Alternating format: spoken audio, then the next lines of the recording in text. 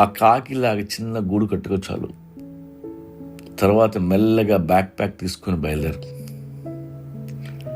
అంటార్కిటికాలో పెంగ్విన్కి hi-fi ఇవ్వు. నేపాల్లో ఉన్న అందమైన షేర్పాతో డేట్ చేయి. బహమాస్ బీచ్ బాగుందంట, అందులో దూకు. ఏదన్నా చదువు, కానీ ఉంగరాలు, అగ్రిమెంట్లు, డివోర్సు, అలిమోనీ లాంటి పిచ్చి పనుల్లో ఇరుక్కోకు.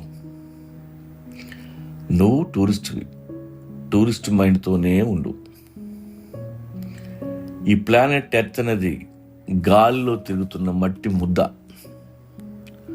నువ్వు కట్టిన ఇల్లు అన్నీ ఆ మట్టిలోనే కలిసిపోతాయి. ముందు నీ టూరిస్ట్ వీసా ఎప్పుడు ఎక్స్పైర్ అయ్యద్దో నీకే తెలీదు. ఎక్స్పైర్ అయితే మనం వెనక్కి వెళ్ళిపోవాలి, మన ఇంటికి వెళ్ళిపోవాలి.